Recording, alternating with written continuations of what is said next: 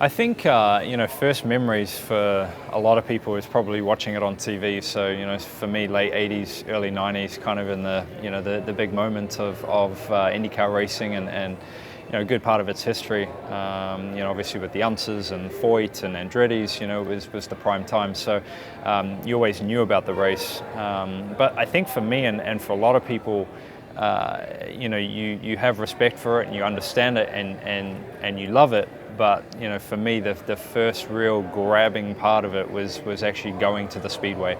And for me, I lived in Indianapolis for a couple of years, but I hadn't gone to it because of the split and racing other formulas. But 2002, to go there on race day, and physically see what happens and what occurs on that day.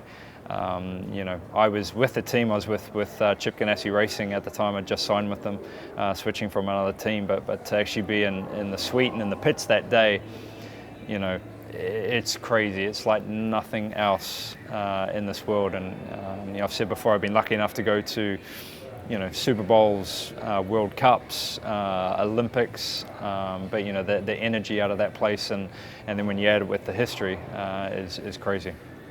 Yeah, it's such a strange, I think I started in 2003, won in 2008, so there was, kind of 5 years of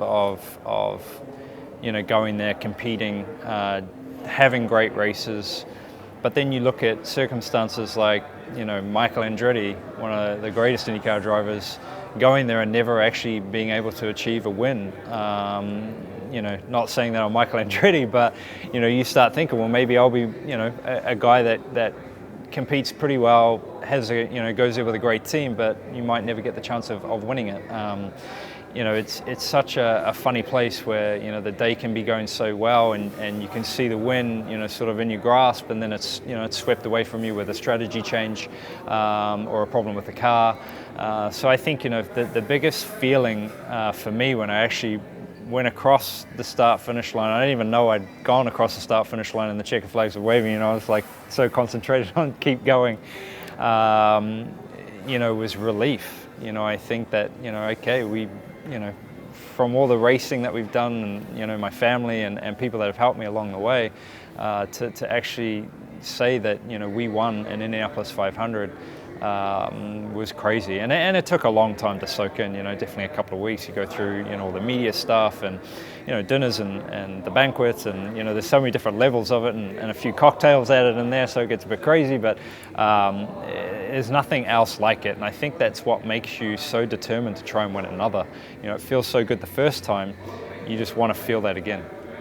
I think aside from winning, was probably because I didn't have we had a great race and strategy-wise, we missed. Was probably seeing Dan Weldon win in 2011 with probably an inferior car and team, and the circumstances and how it played out. That was a real happy moment. When you drop out of a race or you don't have a chance at it, there's always a short list of people that you start to root for, and that day couldn't have gone any more perfect, and it was great to see that result. Oh, that's tough. Indy in one word or one sentence. For me, just, I don't know, amazing, spectacular, relief, history.